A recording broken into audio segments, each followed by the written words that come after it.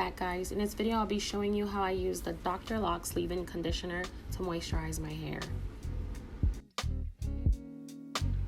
As you can see, the bottle is almost finished. I've been using it a lot lately. I also use the mango and lime, moringa seed oil, and manuka honey island oil to seal in my moisture at the end. And I use my old and trusty Cantu argan oil leave-in conditioner, but just a little bit of that stuff. At the end of this video, guys, I'll be doing a product review on the leave-in conditioner and the Dr. Locs locking spray, so please make sure you stay tuned to hear my opinions on that.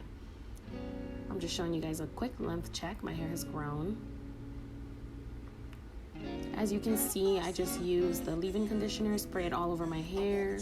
I separate my hair, make sure to get my scalp and in between my hair. I also continue to spray it over the length of my hair. Then I continue to massage that in. Don't forget to get the back of your hair also. Then I follow up with the Cantu cream. I use just a little bit of this all over my hair and get in my scalp, and then I split my hair up into sections and follow up with the manuka oil. Make sure to get that nice in your scalp and massage it in and get the length of your hair to seal the moisture. Alright guys, my moisturizing routine is pretty simple. At the end of it, I just brush my edges and then I put my hair up in a bun, and that's pretty much it. So as you see in this video, I was using the Dr. Locs product, the Genon leave-in conditioner, which is a coconut oil mix, this one. I absolutely love this product. But before we even get there, I also purchased the Dr. Locs Imani locking spray. So with this specific product, I absolutely love the smell and the way that it moisturizes my hair. It is made of rose water, coconut oil, avocado oil, argan oil, apricot oil, vitamin E, lavender, polysorbate 80, German bin, chamomile, lemongrass, and peppermint. I don't know what those other three things are, but the rest looks pretty natural. And it's claiming that it's gluten-free, no sulfates, no synthetic fragrances, and no animal ingredients. And it feels really good. Like, it doesn't feel too oily, it doesn't feel too light. It's just the right amount of moisture, the right amount of thickness being put into my hair.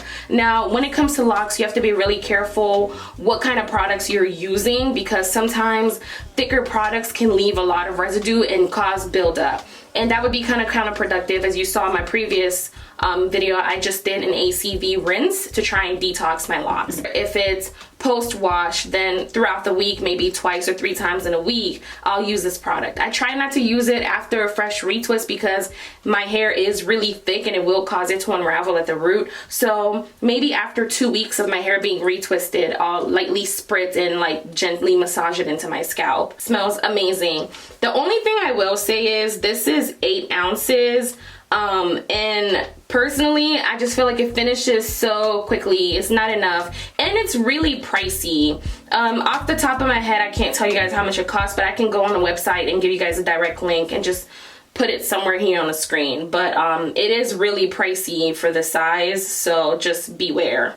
So the next product that I want to review is a Dr. Locs Imani locking spray. For some people, this may work. Personally, for me, this does not work. My hair is too thick to be using something so light. Granted, for people who want something more natural and lightweight within their hair to retwist and they don't mind it unraveling after a while, this is for you. You can use it.